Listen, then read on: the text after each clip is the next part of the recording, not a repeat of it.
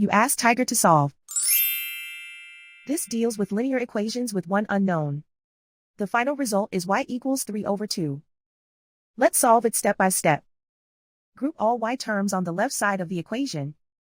Subtract 5y from both sides. Group like terms. Simplify the arithmetic. Group like terms.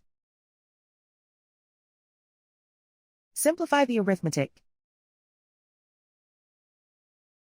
Group all constants on the right side of the equation. Subtract 8 from both sides.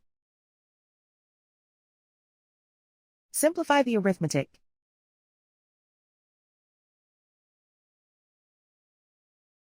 Isolate the y. Divide both sides by -2. Cancel out the negatives. Simplify the fraction. Cancel out the negatives. And so the final result is y equals 3/2.